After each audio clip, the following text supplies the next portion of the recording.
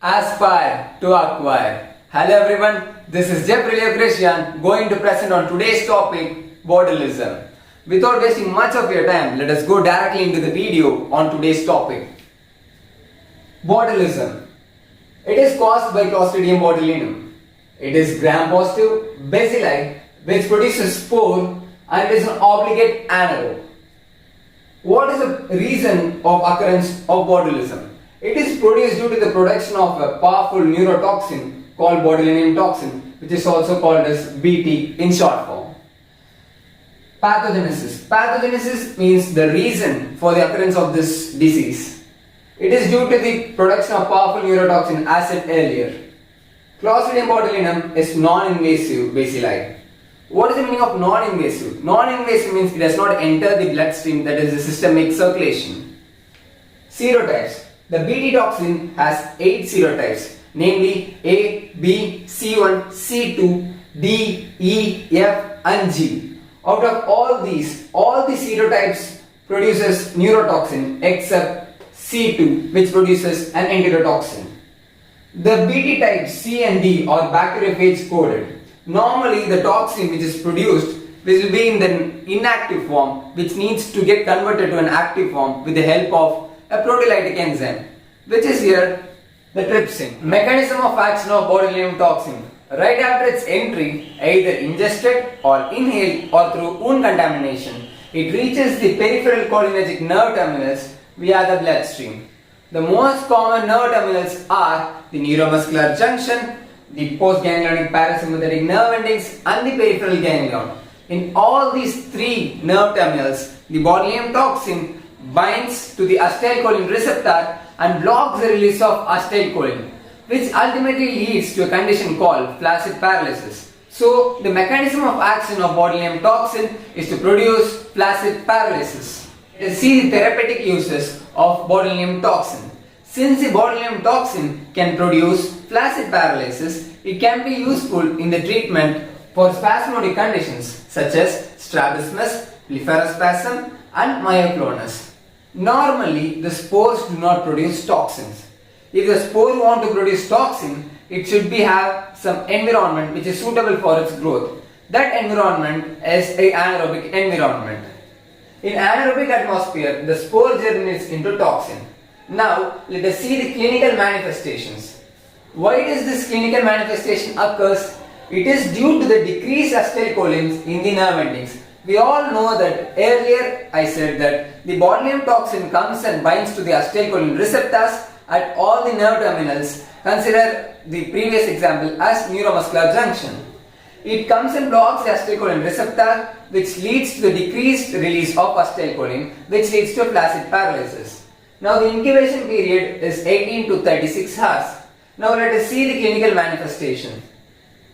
Diplopia, dysphasia, dysarthria, descending symmetric flaccid paralysis of voluntary muscles, decreased deep tendon reflexes, constipation, there is no sensory or cognitive deficit, and finally it can lead to death due to the respiratory muscle paralysis. Now let us discuss the types of botulism in detail. There are 6 different types of botulism. They are foodborne botulism, wound-borne botulism, infant botulism, adult intestinal botulism, iatrogenic botulism and inhalational botulism. First one is foodborne botulism. It occurs because of the consumption of preformed botulinum toxins in the food. The most common sources are fermented foods and beverages and homemade improperly cooked canned foods. Wound-borne botulism. It occurs due to the contamination of wounds with the spores of Clostridium botulinum species. It is also seen commonly in the injection drug uses, that is black tar heroin abuses. Infant botulism. It is the most common type of botulism noted, and 75% of cases are recorded in this. It occurs due to the consumption of contaminated food with the spores of Clostridium botulinum. Especially common example is honey. The manifestations which are occurring in the infant botulisms are inability to suck and swallow, weakened voice, ptosis, floppy neck and extreme weakness. These all signs are clustered together and is called together as floppy child syndrome. A syndrome, it is called a syndrome because it is a collection of signs. A collection of signs will be called a syndrome. Next one is adult intestinal botulism. It occurs in the patients with suppressed normal flora, which provides the growth of spores and germination of spores, which leads to the production of toxins.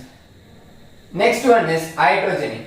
It is occurring in the injection of overdose of toxin in the treatment purposes, since it is having flaccid paralysis characteristics. And the last one is inhalational botulism. It is due to the aerosolization of spores in bioterrorism acts. Now let us look into the laboratory diagnosis of botulism. It is divided into two steps. First one being the isolation of bacilli. The next is demonstration of toxin. First one is isolation of bacilli. Gram stain is performed in that it shows that it is a gram-positive, non-capsulated bacilli with a subterminal oval bulging spore and a peritrachous flagellar arrangement. The culture media used are blood agar and RCM broth. RCM means Robertson cooked meat. In Robertson cooked meat, it can be either proteolytic or saccharolytic. It can be distinguished because of the color change. It turns the meat particles into black if it is proteolytic, and it turns the meat particles into pink if it is saccharolytic. The automated methods are Mal-Dietrich, and serotyping is type-specific antisera.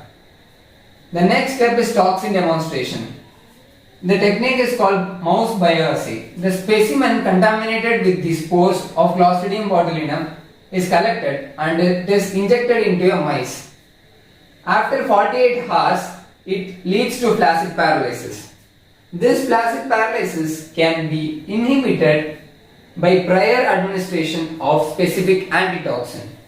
The sensitivity of this test varies inversely with the time elapsed between the onset of the symptoms and the sample collection. Now, let us look into the treatment for botulism. Intensive care support is required in case of respiratory flaccid paralysis. Mechanical ventilation is must during these cases. The next one is administration of botulinum antitoxins. Earlier the administration, better is a cure. If you suspect a case for botulism, do not wait for the laboratory results. Just administer the botulinum antitoxins. It is because that the antitoxin can go and neutralize the unbound free toxin molecules. Thus, it can save the patient's life. In wound botulism, wounds and the abscess should be cleaned, debrided and drained. Antibiotics such as penicillin or metronidazole are highly useful. And my dear friends, this brings us to the conclusion to the question botulism. It might be asked in your university examination as a 10 mark or a short note. If this question appears, no need to get scared and write what we told in our video. In this order, if you follow this order, the examiners might get impressed and they will know that you have understood the concept clearly. It is followed by introduction, pathogenesis, mechanism of action of BT, clinical manifestations, types of botulism, laboratory diagnosis and treatment. That's it, friends. Keep aspiring for acquiring more.